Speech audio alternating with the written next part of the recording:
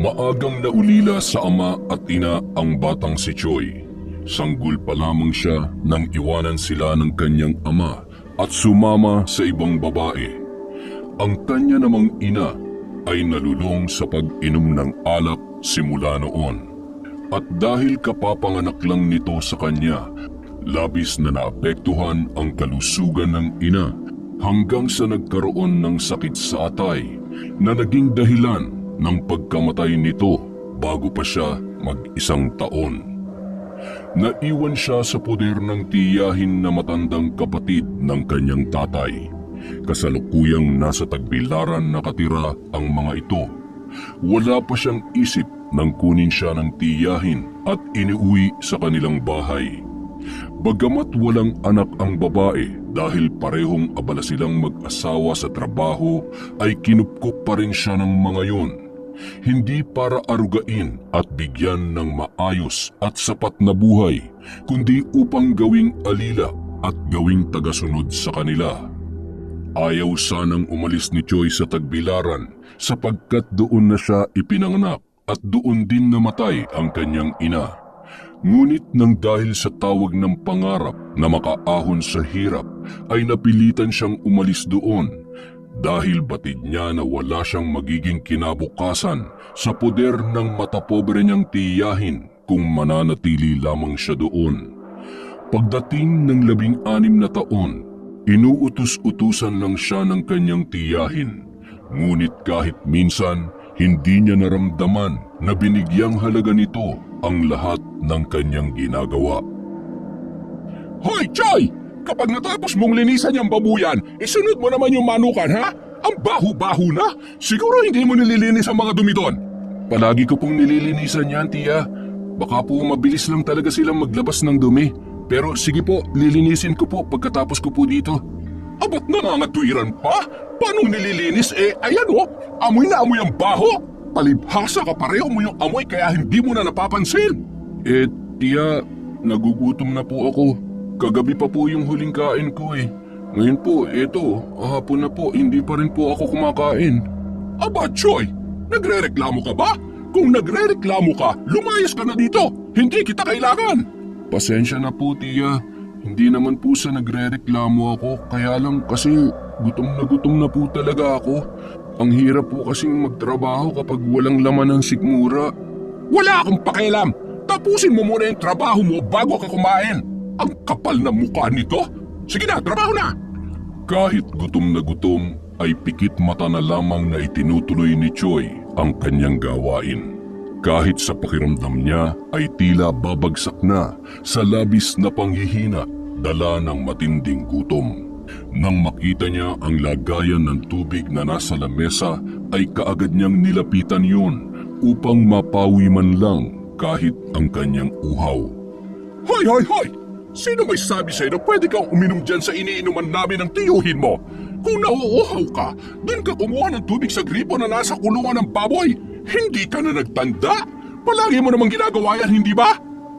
Tiya, marumi po ang tubig doon Noon po, pwede pang inumin yung tubig pero simula nung ipinarekta ninyo sa ilog yung gripo, hindi na po siya pwedeng inuman. Wala akong pakialam! Basta huwag kang iinom dito sa iniinuman namin ng tiyuhin mo! Maliwanag? Sige po, tiya. Doon na lang po ako kukuha ng iinumin na tubig. Ganoon ang naging araw-araw na buhay niya sa piling ng kanyang tiyahin sa loob ng 8 taon. Ni hindi niya naranasan makatungtong sa eskwelahan at makapag-aral man lang. Kaya naman limitado lang ang nalalaman niya sa pagsusulat at pagbabasa. Bagamat marunong naman siyang bumilang ay hindi pa rin sapat ang kaalaman niya tungkol doon. Hoy, Choi! Aalis ako ha? Baka tumunganga ka lang dito. Linisan mo tong buong bakuran habang wala ako. Huwag mong kalilimutan na linisin ang mga liguan ng baboy at kulungan ng mga manok. At ang pinakabawal sa lahat, huwag kang papasok sa loob ng bahay, lalong-lalo na sa kusina. Naintindihan mo? Opo, tiya. Huwag po kayong mag-alala. Susundin ko po lahat ng utos ninyo at hindi po ako papasok sa bahay ninyo. Inilabas ko na ang mga tira-tirang pagkain kagabi. Nandun sa lamesa sa tabi ng manukan. Kumain ka na lang. Baka sabihin mo ginugutom kita. Salamat po, tiya. Sige po, kakain na lang po ako mamaya pagkatapos ko po nitong mga ginagawa ko. O siya, sige na. Ewan ko ba kung bakit nag-aasaya pa ako ng oras sa'yo. Diyan ka na nga, ang baho mo. Ang pag-alis na yon ng kanyang tiyahin ang naging daan niya upang takasan ang mundo sa poder nito. Noon pa niya nais na umalis sa bahay na yon dahil pakiramdam niya ay hindi na tao ang trato sa kanya ng itinuturing niyang kamag-anak. Ngunit palaging nakabantay sa kanya ang tiyahin, kaya naman hindi siya makakuha ng tiyempo. Pero ngayon, hindi na niya palalampasin pa ang pagkakataon na ito. Dali-dali niyang kinain ang mga tira-tirang pagkain na inilabas ng kanyang tiyahin sa lumang lamesa. Medyo nalalasahan niya na hindi na maayos ang mga yon, pero kinain niya ang lahat ng pwede niya pang kainin para may lakas siya sa gagawin niyang paglalakbay. Habang kumakain, iniisip niya na kung saan siya pupunta at kung kanino siya makikituloy. Ngunit hindi niya na muna masyadong pinahalagahan ang bagay na yun. Sa halip ay nagmadali na siyang kumilos. Matapos kumain ay kinuha niya na ang bag na may lamang damit na kagabi niya pa inihanda. Ang kwarto niya ay sa tabi lang ng mga kulungan ng mga alagang hayop ng kanyang tiyahin at pinagtagpi-tagping plywood lamang yon. Kaya naman madali niyang naihanda ang gamit na hindi nahahalata ng kanyang tiyahin. Paglabas niya ng malapad at lumang gate ay isang malalim na buntong hininga ang kanyang pinakawalan. Saka puno ng determinasyon na bumulong sa sarili. Kaya mo yan, Choy. Kung hindi mo nahanap sa loob ang pangarap mo, baka nasa labas, naghihintay lang sa'yo. Yun ang laman ng isip niya at nagmamadali na siyang lumayo sa lugar matapos mag-iwan ng huling tanaw sa tagbilaran. Mula sa lugar na yon, napadpad si Choy sa isang malayong baryo sa Duero. Isa yung tahimik at liblib na lugar. Hapon na nang siya ay makarating. Ginamit niya ang kakaunting pera na naipon mula sa mga barya-barya na iniaabot sa kanya ng kanyang tiyahin. Pagbaba sa tricycle na naghatid sa kanya ay hindi tiyak kung saan siya pupunta. Hanggang may nakita siyang isang maliit na kainan. Sa tingin niya ay karinderya yon. Nakita niya ang nakapaskil doon na naghahanap ng helper, kaya sinubukan niya magtanong sa matandang ali na nagpapaypay ng ihaw-ihaw sa harapan ng tindahan. Magandang hapon po, ate. Magtatanong lang po sana ako kung nakahanap na kayo ng makakatuwang dito. Yung tungkol po sana dyan sa nakapaskil. Magandang hapon naman, Pogi. Hindi pa nga eh. Bakit? Gusto mo ba magtrabaho dito? Pwede naman. Kaya lang, mababa lang ang pasahod ko sa baguhan. Teka, taga saan ka ba? Bakit parang pinalayas ka yata? Taga-Tagbilaran po ako. Kaya lang, kailangan ko lang po talagang humanap ng trabaho dito kasi medyo mahirap pong maghanap ng trabaho dun eh. Mas mahirap ba doon? Di ba mas syudad yun kaysa dito sa Duero? Dapat mas madali ka makakahanap ng trabaho doon, hindi ba? Yun nga po ang problema sa syudad. Halos lahat kasi ng mga taga-baryo nandoon na, kaya agawan na sa pagkuha ng trabaho. Kaya po naisip ko na mas maganda siguro kung dito na lamang ako maghahanap ng trabaho. Kung sa bagay, tama ka dyan. Pero teka, maupo ka nga muna dito at pumasok ka sa loob. Pot, bantayan mo nga muna itong iniihaw ko at may kakausapin lamang ako naghahanap ng trabaho. Salamat po. Ganito kasi yan. Dito, araw-araw ang trabaho mo. Pero kapag alas 5 na ng hapon, kailangan na natin magsarado kasi kapag gabi na delikado sa lugar na ito. May bali-balita kasi na may mga aswang na sumasalakay dito sa baryo namin. Po? Aswang? Teka, totoo po ba yun? Pasensya na po, hindi pa po kasi ako nakakakita nun kaya hindi po ako naniniwala. Naku, wag mo nang pangarapin na makakita, baka hindi ka makatulog. Ayun na nga, balik tayo sa pinag-uusapan natin kanina.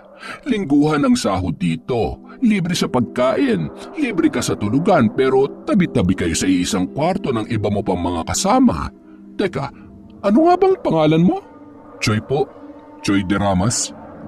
Ayun, Choy. Ako si Mara. Mami ang tawag nila sa akin dito.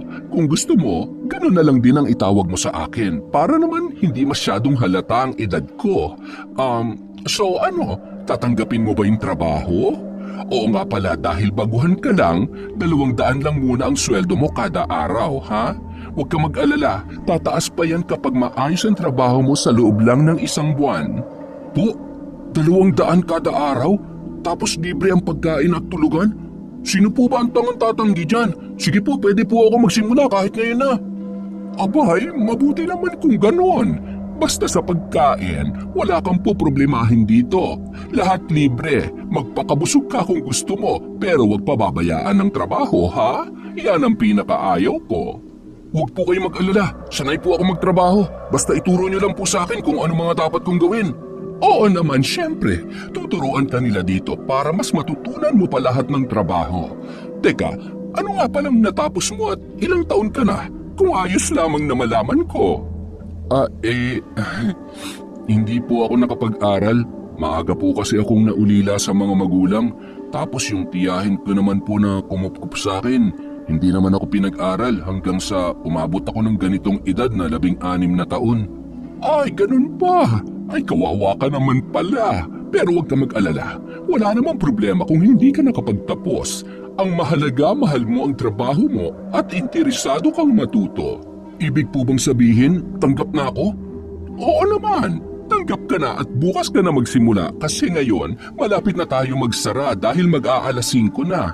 Ang gawin mo na lang ngayon, tumulong ka sa kanila sa pagsasara ng tindahan. Ayos ba? Ayos na ayos po, wala pong problema. Maraming salamat po sa pagtanggap niyo sa akin. Walang anuman, Choy. Basta kapag may kailangan ka, magsabi ka lang sa akin, ha? O siya, sige. Uuwi na ako sa bahay.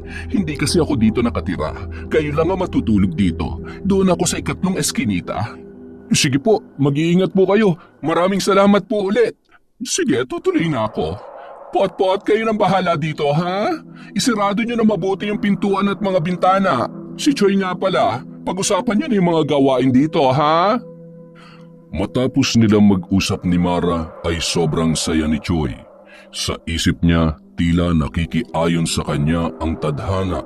Mas lalo pang naging pabor sa kanya ang oportunidad na magkaroon ng libreng tirahan at pagkain. Tapos magkakaroon pa siya ng 200 sweldo kada araw kapalit ng kanyang trabaho. Bagay na hindi niya naranasan sa piling ng tiyahin sa loob ng 16 na taon. Kaya naman sa puntong yon ay taimtim siyang nanalangin at nagpasalamat sa Diyos. Matapos nilang magsara ng tindahan, napansin niya na tila tipid ang pakikipag-usap ng mga kasama niya sa karinderya. Sila din ang mga makakasama niya sa trabaho kaya nais niya sana na makilala ang mga ito. Ngunit parang ni isa sa mga yun ay ayaw magsalita at kapag tinitingnan niya ay tipid at pigil ng ngiti lamang ang ibinabato sa kanya.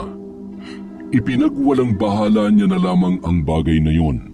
Naisip niya baka pagod lang sila sa maghapong trabaho kaya ang gusto ay magpahinga na at matulog. Maya-maya napansin niya na kanya-kanya lang pwesto ang mga kasama niya sa higaan. Bagamat magkakatabi sila sa tulugan ay naiilang pa rin siya na wala man lang kahit isa na kumakausap sa kanya. Tumabi ka na lang dito sa amin kung inaantok ka na. Pero kung ako sa'yo, matutulog na ako bago mo pa sila maabutan. Kapag naabutan mo sila, hindi ka na makakatulog pa. Po, sino pong sila? Pasensya na, hindi ko po kasi kilala ang mga tao dito. Yung pot-pot na tinawag kanina ni Mara ang tanging nagsalita para kausapin siya. Lalaki yun. Sa tansya niya ay matanda sa kanya ng 10 taon. Payat pero may itsura. Ngunit nang tanungin niya ang lalaki tungkol sa kung sino ang ibig nitong ipahiwatig sa sinabi nitong bago pa niya maabutan, ay tumalikod na ito sa pagkakahiga at nagtalukbong na ng kumot sa ulo.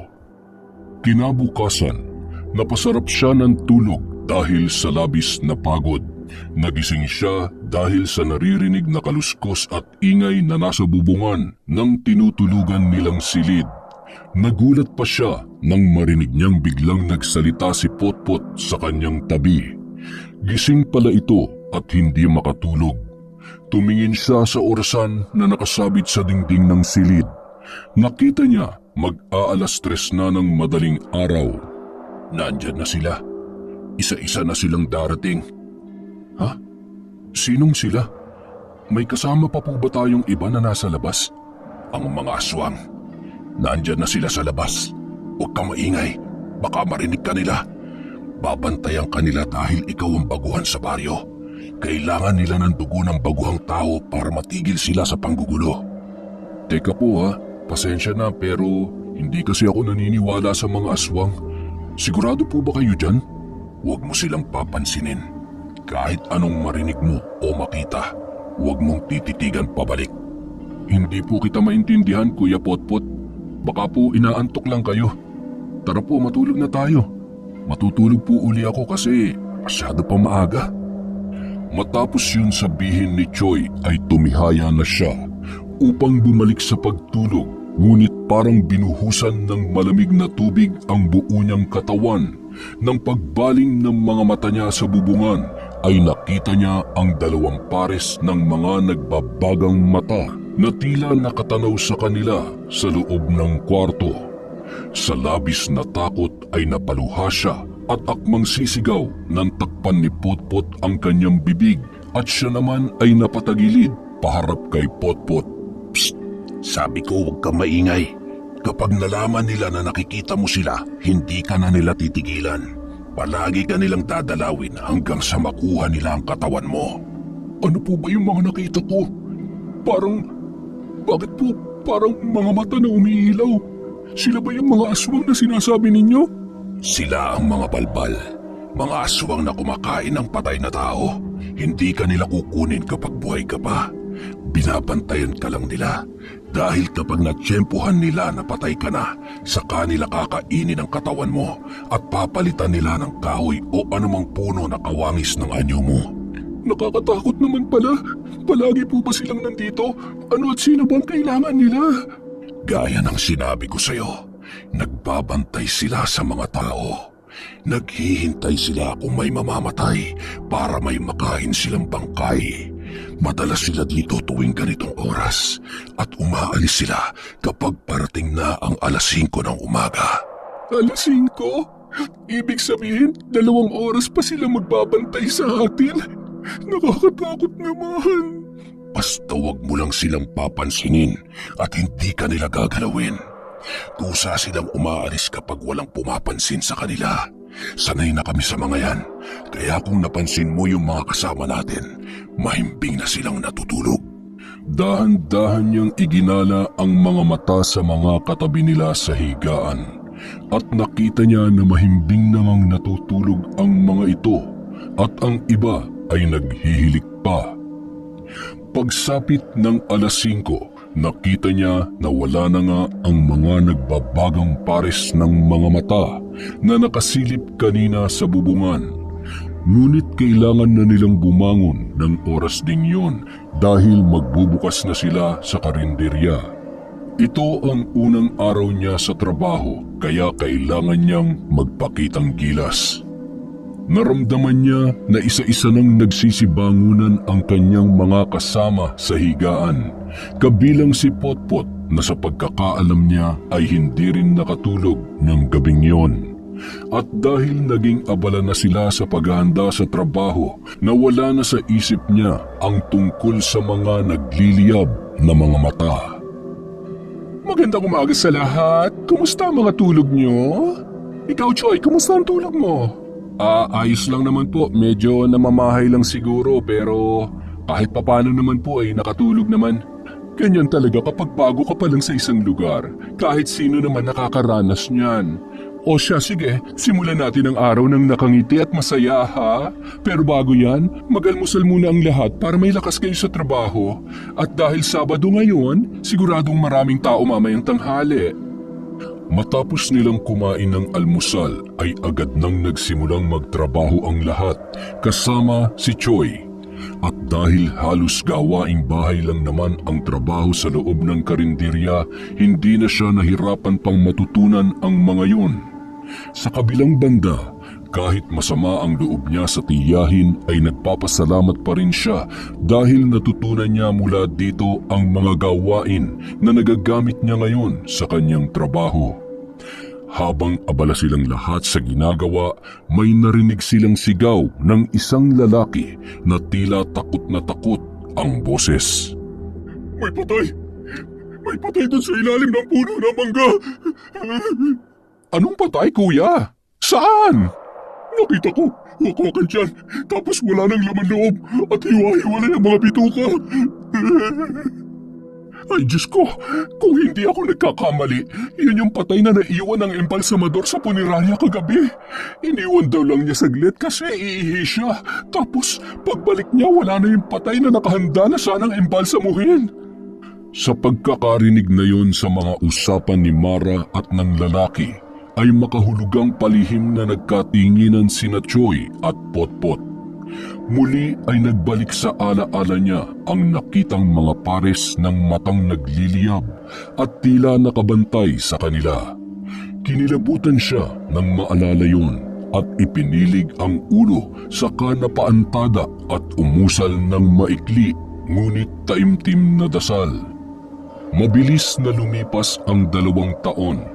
2 taon din siyang nanatili sa trabaho sa karinderya at nasanay na siya sa palaging nakikita na mga mata ng aswang na kung tawagin ay balbal. Ngunit nang mamatay si Mara na may-ari nito ay kailangan na nilang isarado ang karinderya. Namatay ang amo nila dahil sa atake sa puso dulot ng mataas na blood pressure. Kaya naman, ganun na lang ang lungkot niya nang maghiwa-hiwalay sila ng kanyang mga kasama.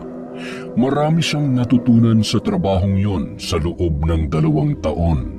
At ang pinakamahalagang natutunan niya ay kung paano magpahalaga sa sakripisyo ng iba at kung gaano kaginto ang salitang pakikisama. Marami rin siyang nasaksihan na kababalaghan sa baryo na yon na nagpatibay ng tiwala niya na totoo ang aswang at totoo rin na mayroong iba't ibang uri ng mga ito. Ang karanasan na yon ang naghubog sa kanya para maging handa sa panibagong landas. Samantala, dahil matipid siya at hindi naman nila kailangang gumastos habang nagtatrabaho noon sa karinderya, ay nakaipon siya ng sapat na pera. Bumili siya ng maayos na damit, nagpagupit ng buhok at mabilis na nagbago ang kanyang itsura. Kumuha siya ng isang maliit na kwarto para upahan habang naghahanap ulit siya ng panibagong mapapasukan. Natanggap pa siya sa iba't ibang uri ng hanap buhay matapos noon. Samut-sari ang kanyang naranasan at halo-halo rin na klase ng tao ang mga nakilala niya. Hanggang sa umidad siya ng 30 taong gulang. At dahil nga wala naman siyang natapos ay palipat-lipat siya ng trabaho dahil hindi naman lahat ng napapasukan niya ay permanente. Ganun pa man, nanatili siya sa Barrio Duero dahil doon siya nasanay at hindi naman niya kabisado ang ibang lugar. Nang matapos siya sa pinakahuling pinasukan ay muli siyang nagsikap para makahanap ng bagong trabaho. Hanggang sa makarating siya sa isang malaking bahay na may mataas na gate. Luma ito ngunit halatang matibay. Hindi rin ito basta mapapasok ng kahit sinong masasamang loob. Nakita niya doon ang nakapaskil na sinasabing naghahanap ng boy at tagabantay ng bahay. Tao po! Tao po! Ilang minuto pa siyang kumatok sa gate ng malaking bahay ngunit tila walang tao doon dahil wala siyang nararamdaman na kumikilos sa loob noon. Maya-maya Isang babae na sa palagay niya ay nasa edad 20 ang nagbukas ng gate at nakangiting bumati.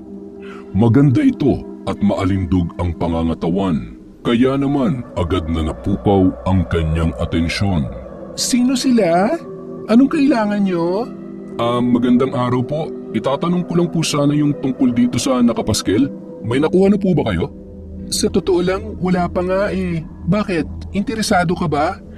Opo sana kung ayos lang sa inyo. Unahan ko na po kayo, hindi po ako nakapag-aral. Pero marunong naman po ako sa mga gawaing bahay.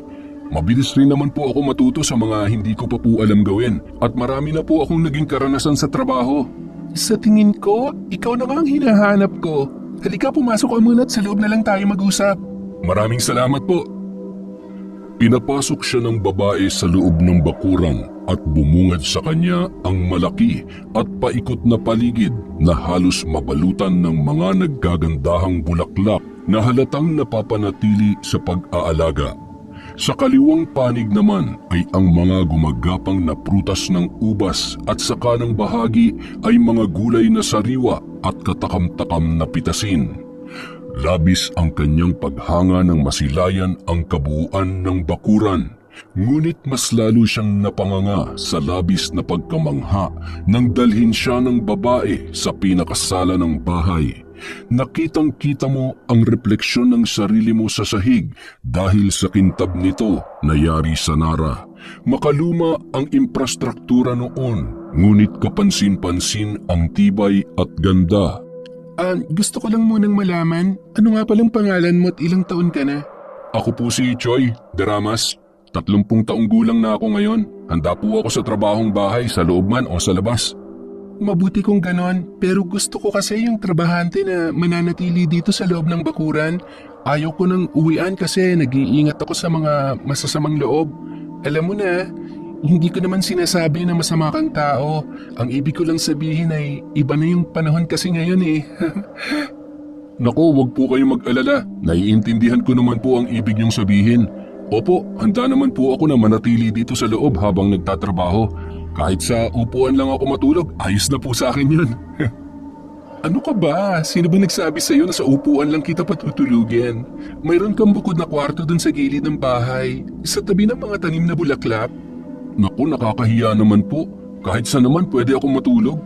Huwag ka nang mahiya. Doon talagang tulugan ng mga dati naming katulong.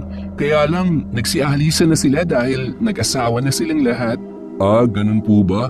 Sige po, kung yun po ang gusto niyo. Salamat po. Tanggap na po ba ako? Sa tingin ko naman, wala akong magiging problema sa iyo, Choi. Ako nga pala si Rina. Sige po, Ma'am Rina. Ilang taon na po pala kayo kung ayos lang malaman? Rina, hindi ma'am, hindi madam. Rina lang, ayos na yun sa akin. 40 anyos na ako. Sigurado po kayo? Nakakailang naman po kasi amo ko kayo. Tsaka mukha po kayong 20 anyos lang. Mas mukha pa po ako matanda sa inyo eh. Huwag mo na lang isipin na nagtatrabaho ka dito, Choi, para hindi ka mailang. Isipin mo, parte ka ng pamilyang to. At kung nakikita mo ako na mukhang 20 anyos lang, edi mas dapat huwag mo na akong tawaging ma'am. Sige po, napakabait nyo naman. Pero matanong ko lang, sino po ang mga kasama nyo dito sa bahay? Ako lang, pero masaya naman ako. Palagi rin naman akong umaalis at nakikipagkita sa mga kaibigan ko sa labas. Kaya madalas, ikaw lang mag-isa dito. Ang kailangan ko lang naman ay yung magbabantay sa bahay habang wala ako. Sige Rina. Kahit kayo nga, kaya ko rin bantayan eh. Maloko ka ha? Huwag mo akong bantayan dahil mapupuyat ka lang. Palagi madaling araw ang uwi ko. Di hihintayin ko pa rin kayo kahit madaling araw na. Teka, bakit nga po pala mag-isa lang kayo? Wala po ba kayong pamilya? Masyado ka naman maraming tanong. Sa ibang araw ko na lang yan sasagutin. Ako nag-i-interview dito, hindi ikaw.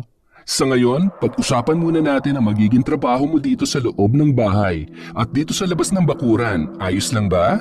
Ay, oo nga pala. Pasensya na po kayo. Oo naman po. Sige po, makikinig po ako. Bukod sa ganda ng kabahayan ay nabighani rin si Choi sa ganda ng kanyang magiging amo na si Rina.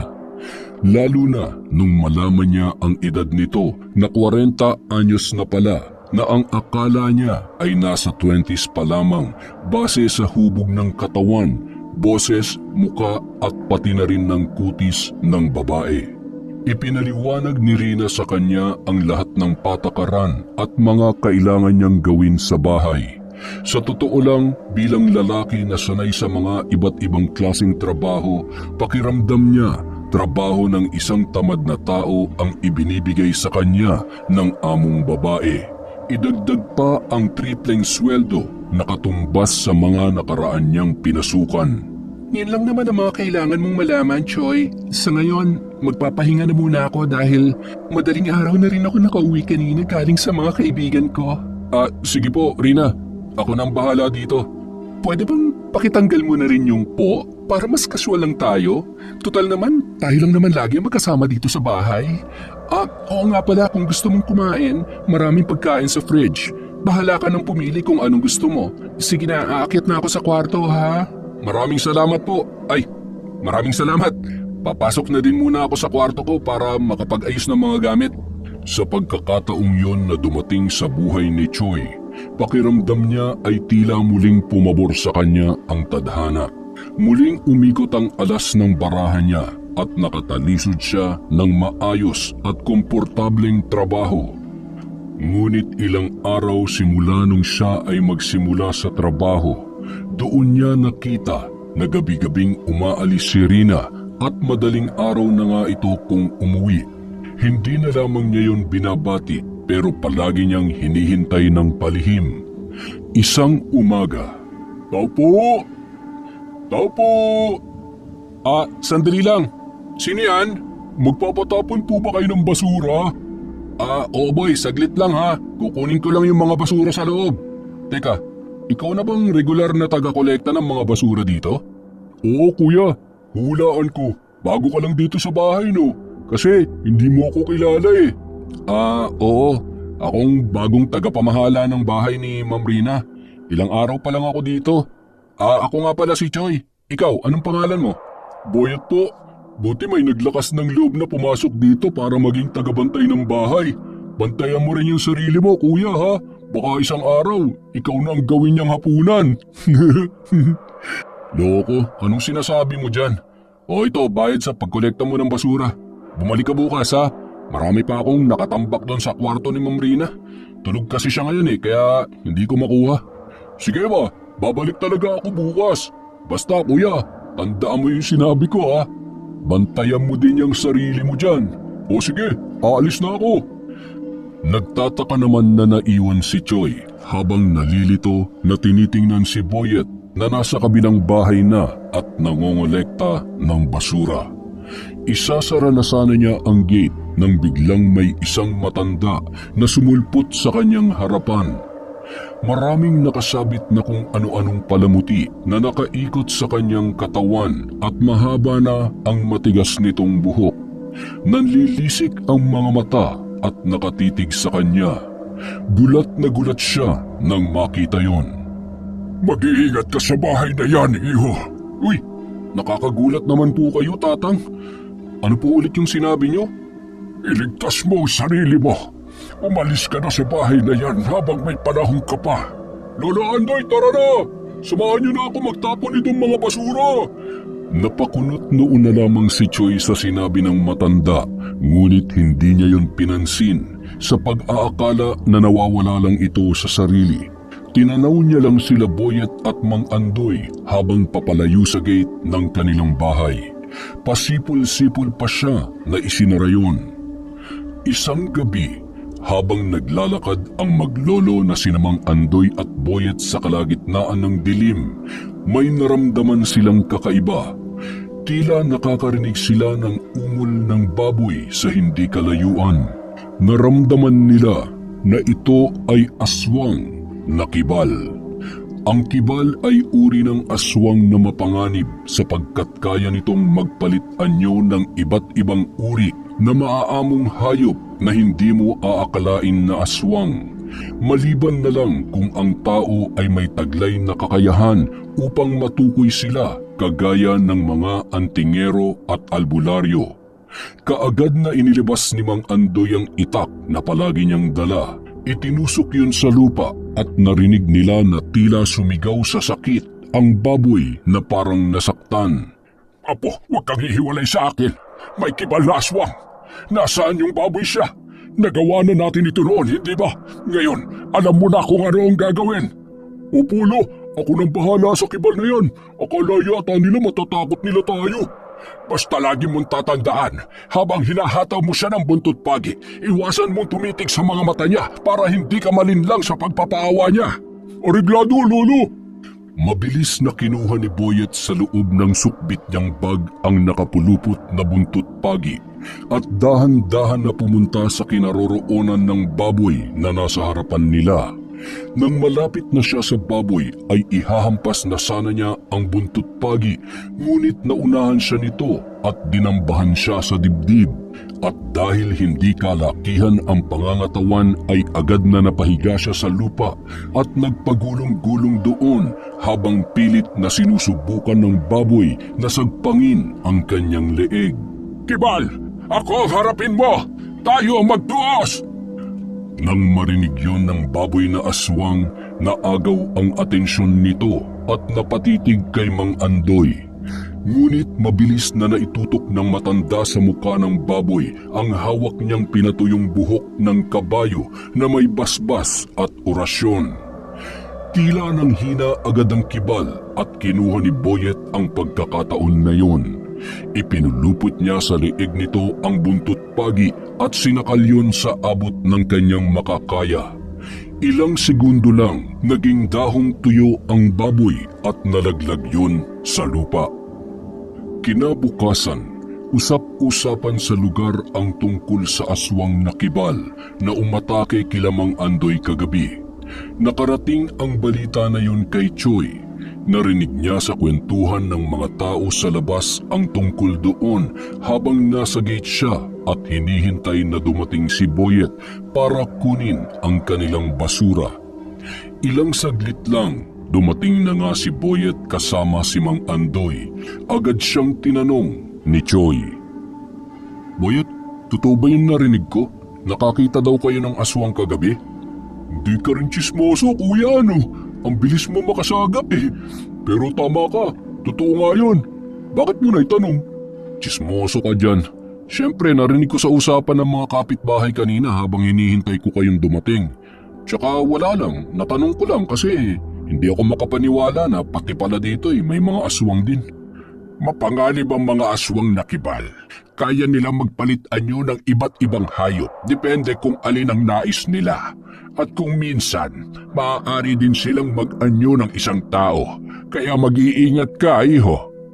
Teka, bakit parang ang dami naman alam ng lolo mo? Totoo ba lahat ng sinasabi niya? Akala ko ba hindi ka huli sa balita? Bakit hindi mo nabalitaan na si lolo lang naman ang isang pinakamagaling na antingero dito sa buong Barrio Duero? Ang totoo nga niyan, siya ang nakatalo dun sa aswang kagabi. Ha? Totoo ba? Antingero? Ibig sabihin, yung mga burloloy niya sa katawan, hindi lang basta palawit yan? Nakuha mo rin sa wakas. Lahat ng nakikita mo sa katawan ni Lolo at yung ibang laman nitong bag ko, anting-anting yan. Wow, astig! Patingin nga na laman ng bag mo. Yun lang, bawal itong ipakita sa kahit na sino. Hihina ang bisa at mawawala ng basbas ang mga ito kapag ipinakita sa ordinaryong tao. Ganun ba yun? Sige na nga, wag na lang. Huwag ka mag-alala. Isa sa mga araw na ito, makikita mong lahat ng anting-anting na gamit ko maliban dito sa mga nakalawit na ito na madalas mo nang nakikita. Naku lolo, kung ibig niyong sabihin isa sa mga araw na ito aaswangin din ako, ay hindi bali na lang po. Huwag niyo na ipakita sa akin yung mga yan. Hindi mo alam kung anong pwedeng mangyari sa mga susunod na araw, kuya. Huwag kang magsalita ng tapos. Baka sa amin ka din lumapit ni lolo. O siya, sige na. Magtatapon pa kami ng mga basura nyo. Bukas nang ulit ha. Ano daw? Ang labo naman na maglolo na yun ha. Bahala nga kayo dyan. Napapailing na muling isinara na lamang ni Choy ang gate at pumasok na sa loob ng kabahayan. Habang nasa loob siya ng bahay ay bigla siyang napaisip. Teka, napapansin ko lang. Sa ilang linggo ko na dito, hindi ko man lang nakakasabay kumain si Ma'am Rina. Kapag ganitong oras, nagkukulong lang siya sa kwarto maghapon.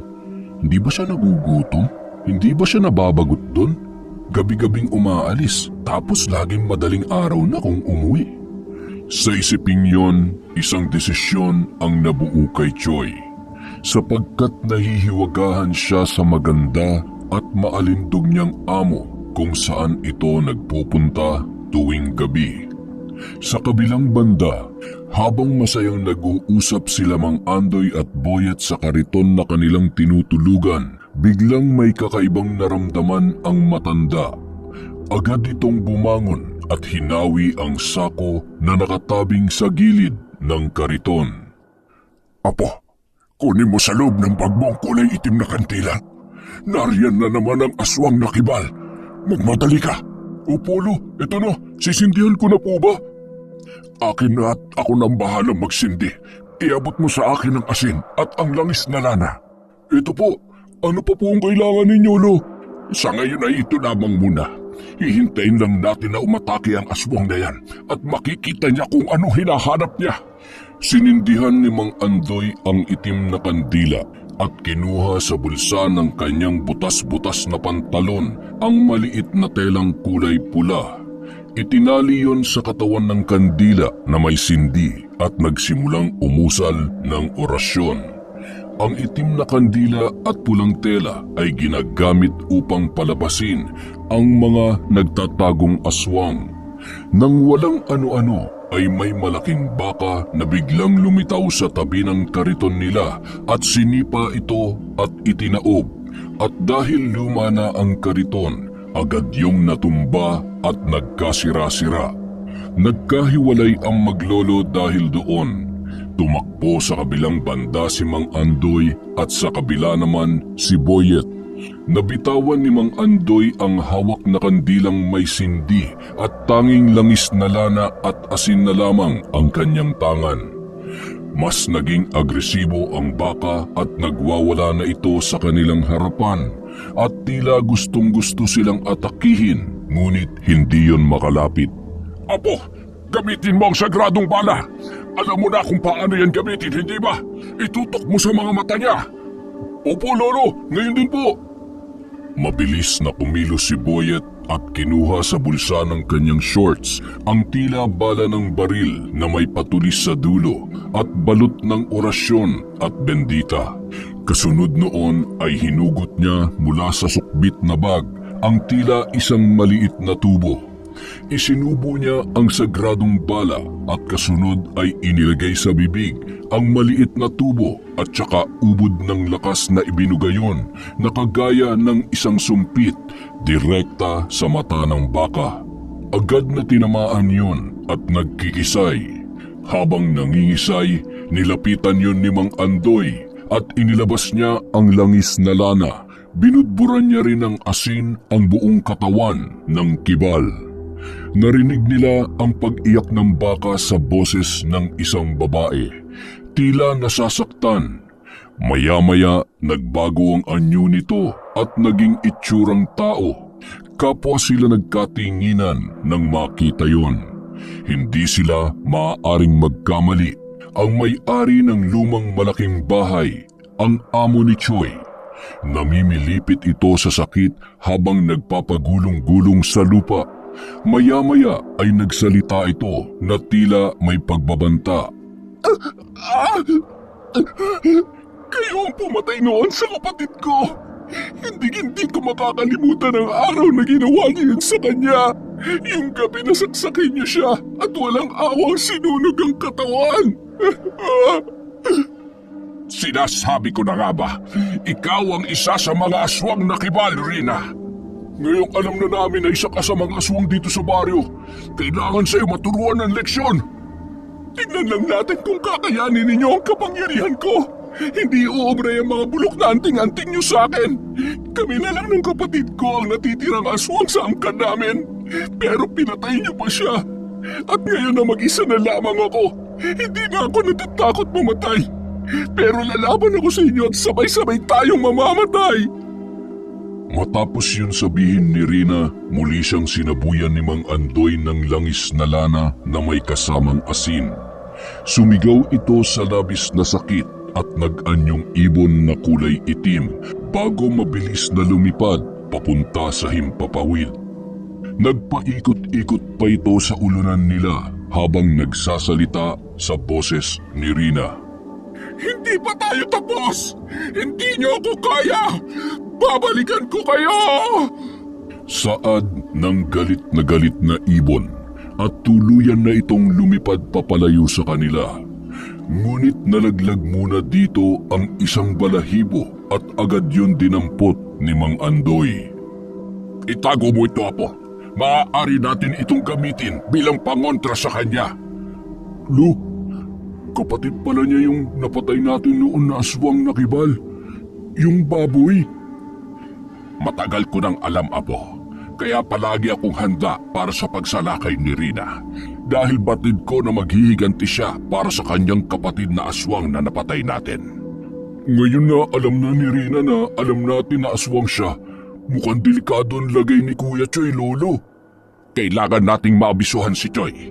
Kailangan niya malaman na hindi na talaga ligtas ang buhay niya sa bahay na yon. Pero paano, Lo? Baka nga sa mga oras na ito, nilalantakan niya na si Kuya Choy. Huwag ka mag-alala, Apo. Mahina pa siya ngayon dahil sa natapos na pakikipaglaban sa atin. Wala siyang kayang gawin hanggat hindi pa siya gumagaling. At isa pa, malapit nang mag-umaga, hindi na siya makakakilos pa ng maayos. Sana nga, Lo. Nag-aalala lang ako kay Kuya Choy. Kahit paano, naging kaibigan ko na siya at naging mabait siya sa atin. Ipanatag mo lamang ang loob mo, Apo. Walang mangyayaring masama sa kaibigan mo. Hindi ko papayagan na mapahamak si Choy. Sa sinabing yon ni Mang Andoy, tila napanatag ang loob ni Boyet. At dahil sira na ang kariton na kanilang tinutulugan, ay ipinasya nila na matulog na lang sa ilalim ng tulay sa di kalayuan. Matulog ka na muna sa ngayon, Apo. Bukas ay babalikan natin ang kariton at aayusin natin yon. Salamat, Lo. Tara po, tumabi na po kayo sa akin. Matulog na po tayo. Sige lang, mauna ka na matulog, Apo. Ihahanda ko lang ang sibat na pilak para sa muling pagbabalik ng aswang. Akin na kaya ang bag mo at kukunin ko ang mga sibat. Alam niyo, Lo, sa lahat ng anting-anting na itinuro niyo sa akin, yung sibat na pilak ang hindi ko pa alam gamitin. Para saan po ba yan, Lo? Isa sa pinakamakapangyarihan ang mga sibat na ito. Dumaan sa 13 taon ng pag-orasyon ang 3 sibat. Sagrado, solido, at hindi matatawaran ng taglay na kakayahan nito. Tanging mga dalubhasang antingero lamang ang may kapangyarihan na pasunurin ang mga sibat na pilak. Ibig niyo pong sabihin, Lo, kaya niyo po yung utusan? Ang mga gaya lamang namin na maaaring bumulong sa mga yan kung ano ang nais naming ipagawa sa kanila. Kaya nilang paulit-ulit namang sibat ng aswang sa isang kumpas lang ng aking kamay. Ayos yan, Lo. Ano pong gagawin niyo dyan ngayon? Ano pong paghahanda ang kailangan para magamit yan? Isang marubdob at matanikalang orasyon ang kailangang kalakip ng mga sibat na ito. Kaya matulog ka na dahil gagawin ko na muna ang orasyon para dito. Sige po, Lo. Matutulog na po ako. Bigla tuloy akong nasabik makita kung paano niyo yan gagamitin sa aswang. Naging puspusan ang ginawang paghahanda ni Mang Andoy dahil alam niya na muling babalik si Rina at ipagpapatuloy ang paghihiganti para sa kanyang kapatid. Nang oras ding yun ay inurasyonan agad ni Mang Andoy ang 3 sibat na pilak sa ilalim ng tulay kung saan sila pansamantalang sumilong ni Boyet. Samantala, si Choy naman ay palihim na naghahalungkat sa loob ng kwarto ng kanyang amo habang tulog na tulog ito. Nagkataon naman na hindi nailak ng babae ang pintuan ng kanyang silid dahil siguro sa labis na pagod kagabi. Nang makita niya ang lagayan ng mga labahan ng damit ng amo ay nanlaki ang kanyang mga mata sa kanyang natunghayan. Halos lahat ng damit ng babae ay may bahid ng dugo. Napansin din niya ang kakaibang sangsang at lansa na amoy ng buong silid. At dahil hindi na niya kayang matiis ang amoy ay nagmadali na siyang lumabas at hindi niya na napansin na bitbit pala niya ang isang damit nito na puro dugo. Samantala, bilisan na natin, Apo. Baka hindi na natin maabutang buhay ang kaibigan mo. Kailangan niya malaman ang katotohanan bago pa mahuli ang lahat. Opo, Lolo. Ihahanda ko lang yung mga dadalhin ko para kung sakaling mapalaban tayo handa rin po ako. Sana'y naroon sa labas si Choi at naghihintay sa atin gaya ng madalas niyang ginagawa. Elo, paano po pala kung hindi natin masabihan si Kuya Choi? May iba pa bang paraan para makalabas siya sa bahay ng aswang na yon? Ngayon na naisiwalat na ang tunay na anyo ni Rina, palagay ko'y magiging maingat siya sa mga kilos at galaw niya. Hindi niya ipapaalam kahit kanino ang hakbang na gagawin niya. Ibig sabihin ba nun, walang ibang paraan para makaalis dun sa bahay ni Rina si Kuya Choi? Kung aalis ang aswang na amo niya, maaari niya itong sabayan ng pagtakas. Pero kailangan muna natin makausap si Choi para makumbinsi siya na umalis na doon. Naku, makulit pa naman yun. Hindi basta-basta naniniwala. Ayaw pa nga niya maniwala na totoong may aswang Apo, may mga tao talagang ganon. Pero kailangan nating irespeto ang pananaw nila at paniniwala. Oo naman po, Lolo. Naiintindihan ko naman po yun. O paano, Lo? Alis na po ba tayo? Wala ka na bang nakakalimutan? Hindi na tayo babalik dito sa ilalim ng tulay mamaya, kaya siguraduhin mo na nadala mo na ang lahat. Wala na po, Lo. Tara, puntahan na po natin si Kuya Choi. Matapos ang kanilang pag-uusap ay agad na silang umalis para magtungo sa bahay ng aswang. Ang plano nila ay sabihin kay Choi at ipaalam dito na nasa panganib ang kanyang buhay sa bahay ng kanyang among si Rina. Ngunit kinakailangan pa rin nilang magdala ng mga anting-anting gaya ng madalas nilang gawin upang maging handa sakaling magkaroon ng engkwentro sa pagitan ng mga aswang. Bagamat imposible yun dahil maliwanag ang sikat ng araw. Nang makarating sila sa bahay ni Rina ay wala sa gate si Choi. Hindi gaya ng madalas nilang inaasahan na nakaabang na ito sa pagdating nila para kunin ang basura. Agad na nakadama ng kaba at pag-aalala si Boyet at malungkot na napatingin kay Mang Andoy. Alam ko na kung anong nasa isip mo, Boyet, pero huwag ka mag-alala dahil sinasabi ng aking diwa na walang masamang nangyari kay Choi. Pero bakit wala po siya dito sa gate, Lolo?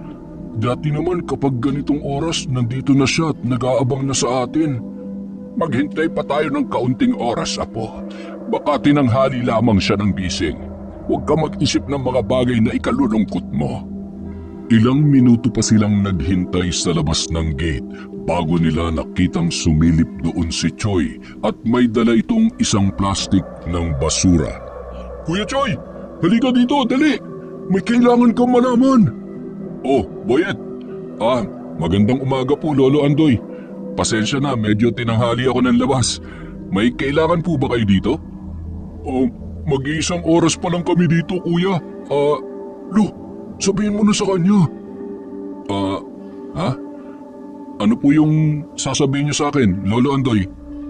Choi, iho, kailangan mo nang tumakas at umalis sa bahay na yan ngayon din sapagkat ang iyong amo ay isang aswang. Po? Ano pong ibig niyong sabihin? Hindi ko po maintindihan. Kuya, hindi kami pwedeng makita dito ng amo mo dahil alam niya na kami ang nakalaban niya kagabi. Siya yung umatake sa amin na aswang at natalo namin siya kaya umuwi siyang galit na galit. Totoo bang sinasabi mo?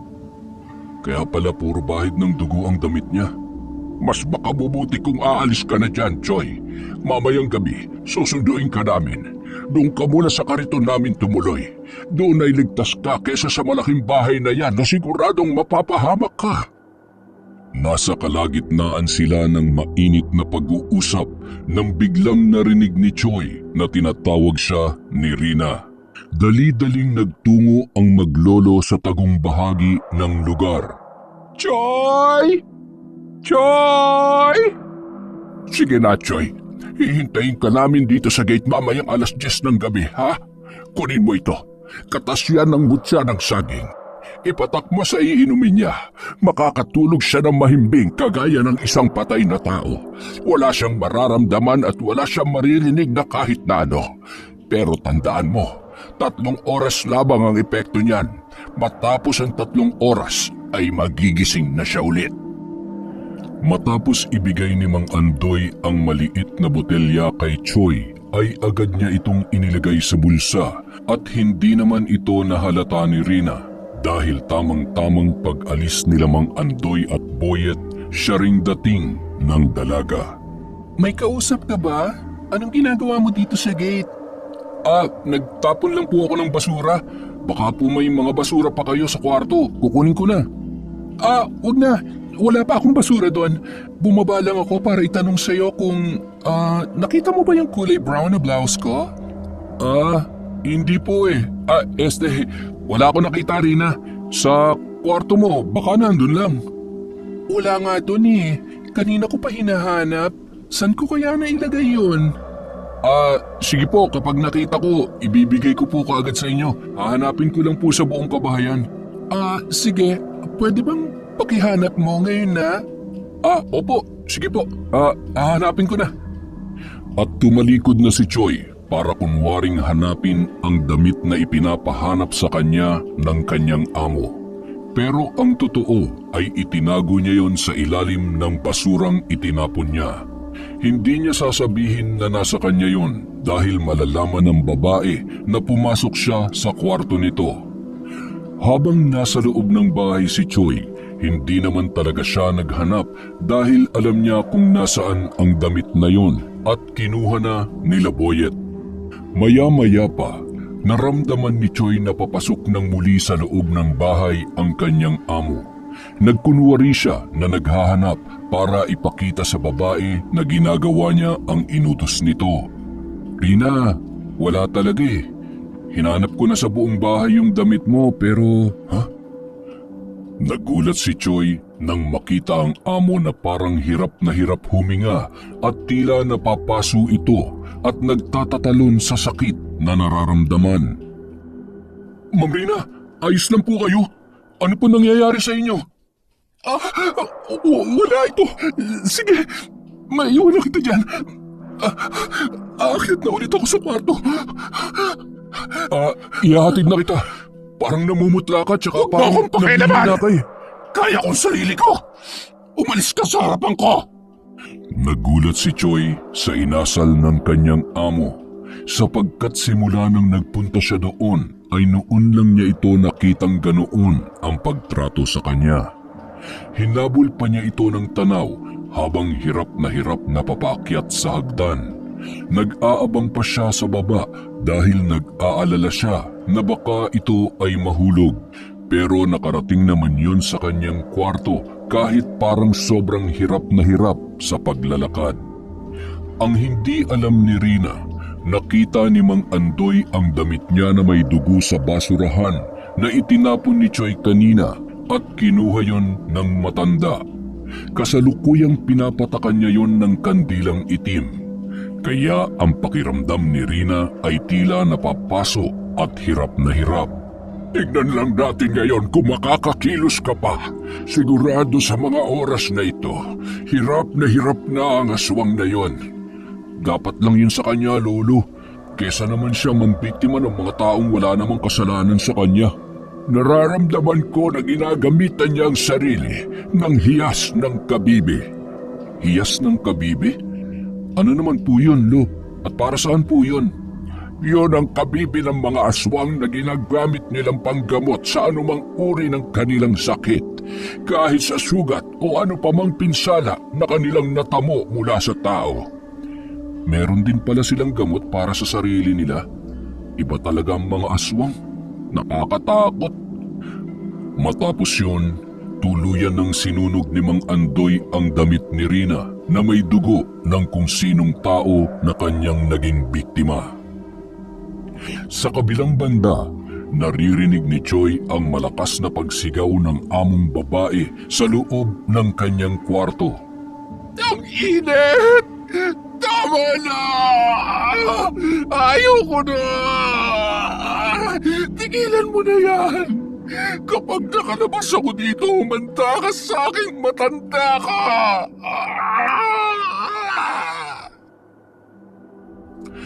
Ano kaya nangyayari doon? Katukin ko na kaya? Kaya lang, baka kasi magalit na naman eh. Pero bakit siya sumisigaw at nagrereklamo na mainit daw eh? Ang lamig-lamig naman ng panahon. Bahala nga siya. Hanggat hindi niya tinatawag ang pangalan ko, hindi ako lalapit. Ilang oras pa niyang narinig na sumisigaw at dumadaing sa sakit si Rina. Ngunit matapos ang 3 oras ay tumahimik na ang kwarto at wala na siyang naririnig na pag-atungal ng babae. Nakatulog na yata. Sige, matulog ka lang para makapaggala ako dito sa bahay mo. Meron lang akong gustong alamin. Nang wala na siyang nararamdaman na kumikilos sa kwarto ng amo, ay inisip niya na natutulog na yon. Dahan-dahan siya nagpunta sa isang kwarto na ipinagbawal ni Rina na pasukin niya. At dahil hawak niya ang mga susi ng lahat ng pinto sa kwarto ng bahay, nagpasya siyang buksan ang natatanging silid na yon. Pagpasok niya pa lang ay nalanghap niya na ang masangsang at mabahong amoy ng kwarto.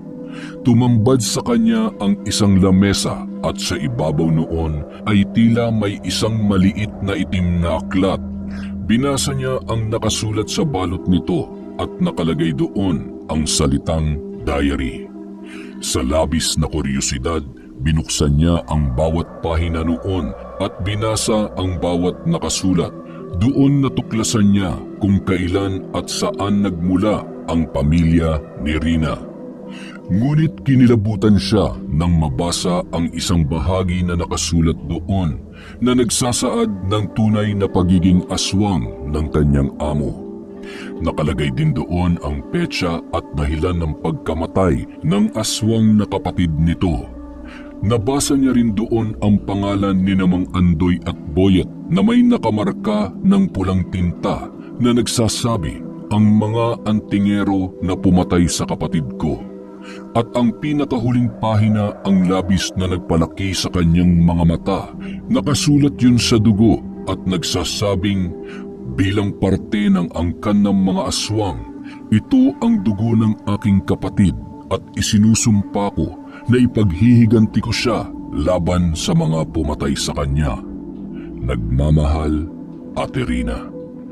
Sa labis na kilabot ay taranta niyang ibinalik sa ibabaw ng lamesa ang diary at napaatras.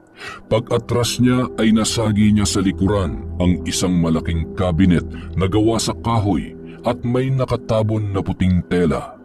Hinawi niya ang puting tela at tumambad sa kanya ang napakaraming garapon na naglalaman ng maliliit na sanggol. Hindi niya yun kinaya, sabay takbo. Dahil sa takot, nagmadali na siyang lumabas ng silid at nakalimutan niya ng isara ang pinto ng kwarto. Sa kanyang mga nakita at nabasa ay kumbinsido na siya na aswang nga ang kanyang among babae. Sa kabila pala ng ganda at alindog nito ay may itinatago itong pangit na pagkatao.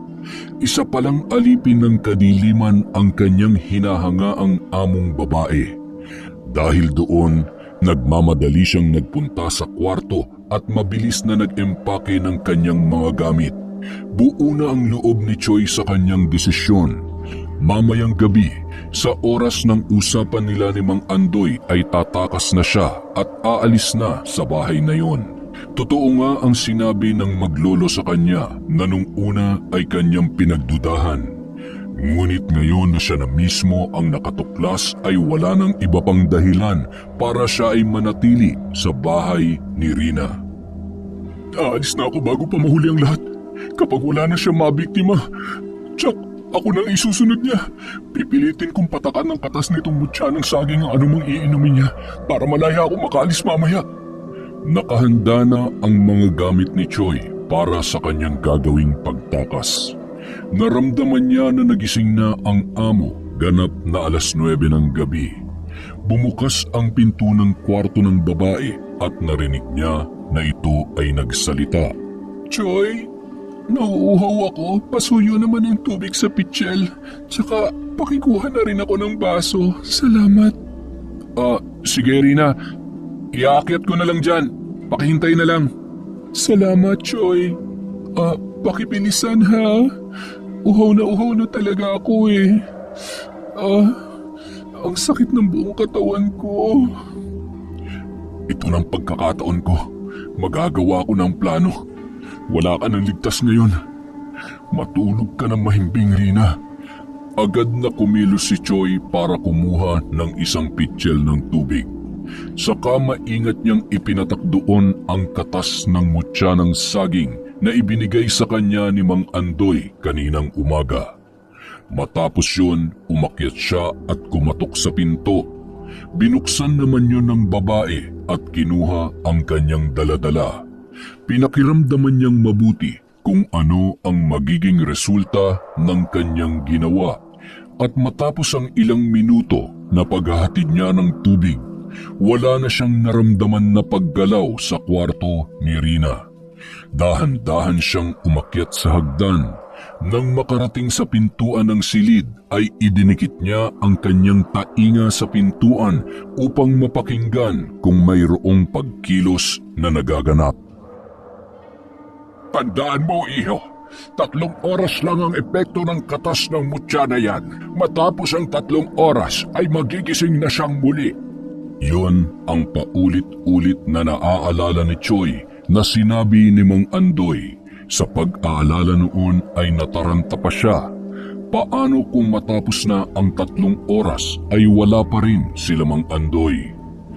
Dahan-dahan siyang bumaba ng hagdan at mabilis na kumilos. Wala siyang sandali na dapat sayangin. Mabilis lang ang 3 oras at hindi nila yon mamamalayan. Siguro umepekto na yung inilagay kong katas ng mutya sa tubig niya. Pwede na siguro kung umalis ngayon. Sa kanto ko na lang hihintayin sila Lolo Andoy. 1 oras na lamang at darating na sila. Bahala na. Matapos yun ay nagmamadali, ngunit maingat at dahan-dahan niyang kinuha ang kanyang mga gamit bago tinungo ang gate para tuluyan ng lumabas. Ngunit nang akmang bubuksan niya na yun ay nagulat siya nang magsalita si Rina sa kanyang likuran. Galit na galit ito at humihingal sa labis na inis. At saan ka pupunta? Sasama ka dun sa maglolong hampas lupang antingero? Akala mo ba makakatakas ka sa akin? Nagkakamali ka, Choy! Paano mo nalaman ang plano namin? Huwag mo na akong pigilang umalis, Rina. Ayaw ko na dito. Alam ko na ang lahat. Alam ko nang tungkol sa iyo at sa angkan mo. Aswang ka! Mga lahi kayo ng aswang! Matapos yun sabihin ni Choy ay biglang naging mabangis ang mukha ni Rina. Sa kadiliman ng bakuran ay kitang-kita niya kung paano ito unti-unting nagpalit ng anyo. Mula sa napakagandang dalaga hanggang sa pinakapangit na aswang. Kitang-kita niya ang pagtulo ng malagkit na laway nito sa bibig at ang pag-atungal nito na tila isang asong nauulol. Naging anyong palaka ang kanina ay magandang dilag. Ngayon ay nakita niya na sa akto ang tunay na pagiging aswang ni Rina. Akala nyo ba hindi ko naririnig ang mga usapan nyo? Lahat ng plano nyo alam ko. Kaya hindi ko ininom ang tubig na ibinigay mo sa akin kanina dahil inaasahan ko na mangyayari ito. Aswang! Demonyo ka! Kampon ka ng kadiliman! Mga lahi kayo ng aswang! Lumayo ka sa akin! Mapagbalat kayong aswang! Nagmamadaling binuksan ni Choy ang gate, ngunit bago niya pa mabuksan yon ay sinunggaban na siya ng aswang at hinila ang kanyang mga paa. Natumba siya sa lupa. Buti na lang may napulot siyang kahoy at hinambalos niya yon sa ulo ng aswang. Pagkatapos noon ay tinadyakan niya pa si Rina. Gumulong ito. Agad namang tumayo si Choy at inabot muli ang saraduhan ng gate. Mabilis na nabuksan yon ng binata, ngunit bago pa siya nakalabas ay nahablot ng aswang ang buhok niya at iwinasiwas siya ng malakas. Tumalsik siya sa gilid ng gate. May nakita siyang malaking bato at dinampot niya yon. Mabilis siyang nalapitan ulit ng aswang at pilit na inaabot ng mga kamay nito ang kanyang leeg. Nakipagbuno siya at nang maalala ang hawak na bato ay ginamit niya ulit yun para labanan ang aswang.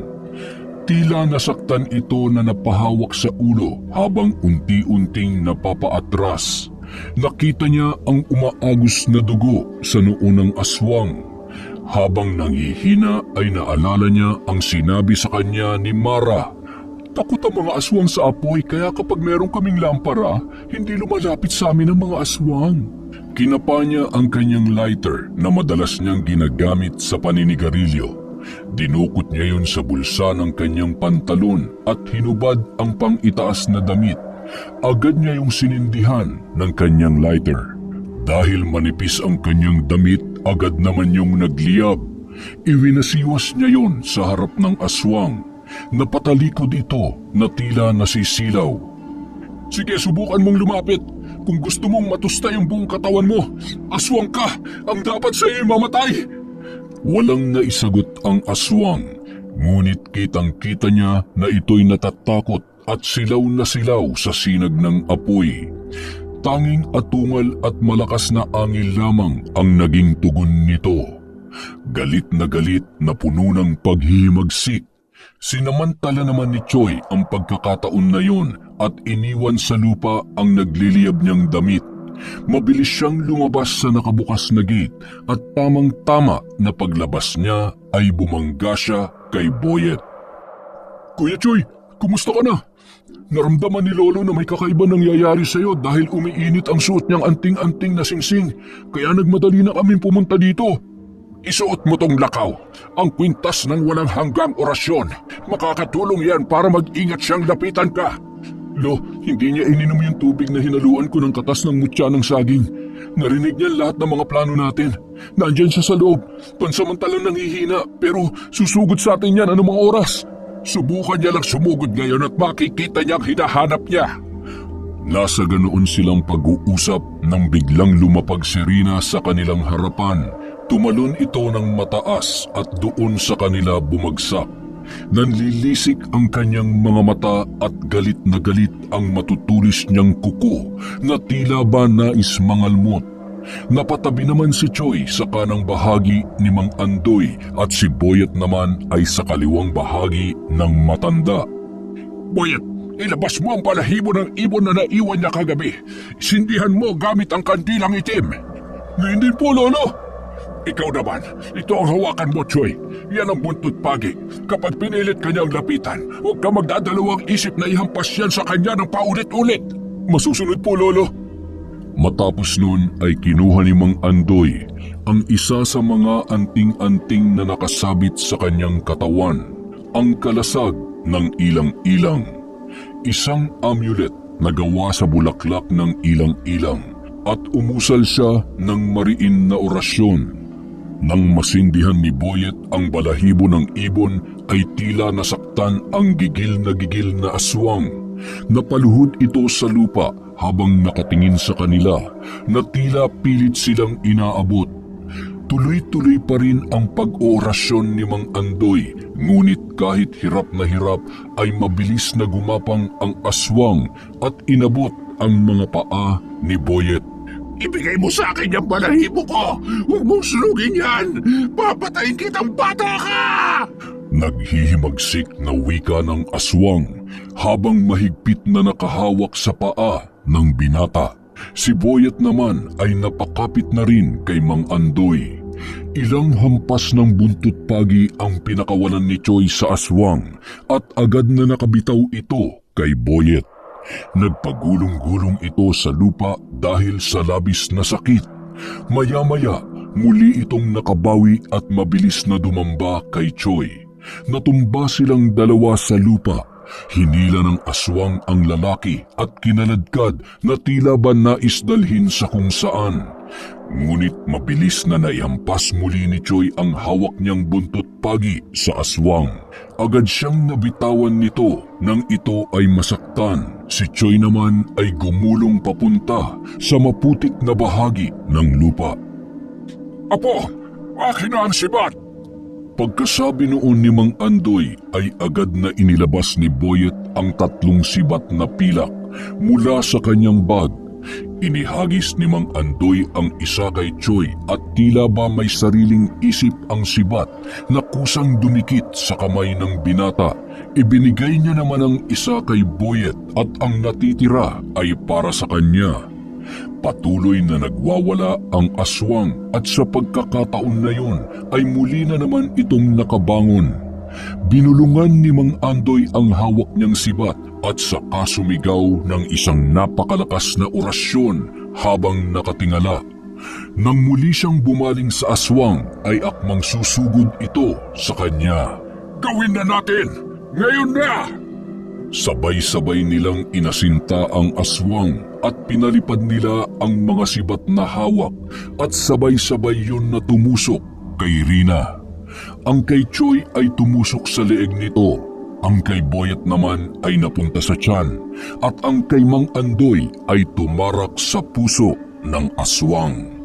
Natigilan sa pagsugod ang naturang kibal, kasabay noon ay tumigil na rin ang pagpintig ng kanyang puso. Umagos ang masaganang dugo sa bibig ng aswang. Nakadilat ang mga mata na galit at dahan-dahang bumagsak sa lupa. Hindi pa tayo tapos mga bata. Kailangan nating sunugin ang kanyang katawan bago maghating gabi. Dahil kapag hindi natin ginawa yon, maaari siyang daanan ng mga kapwa niya aswang at muling buhayin.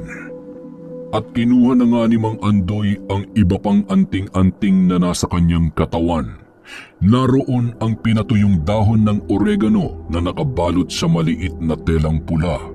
Ang palaspas na dinurog na nakabalot sa dahon ng anahaw at ang mga buto ng kalamansi. Sabay-sabay na inilagay niya ang mga yon sa nakahandusay na katawan ng aswang na nung mga oras na yon ay nasa tunay ng anyo ni Rina. Kasunod noon ay binuhusan niya ito ng katas ng luyang dilaw. Tumingala sandali at nag-usal ng isang sagradong orasyon habang siya ay nakapikit. At dahil nga nakaagaw ng pansin ang ingay na naganap sa paligid, nagsilabasan na ang mga tao sa lugar at nasaksihan nila ang buong pangyayari. Matapos ang isinagawang orasyon ni Mang Andoy ay bigla na lang nag-apoy ang katawan ni Rina at nasunog na yon ng tuluyan. Hanggang sa maya-maya ay tanging abo na lamang niya ang natira. Inalis ni Mang Andoy ang panyo na nakabalot sa kanyang ulo at lumapit sa abo ng aswang. Inilagay niya ang mga abo na yun sa panyo at kanyang ibinuhol.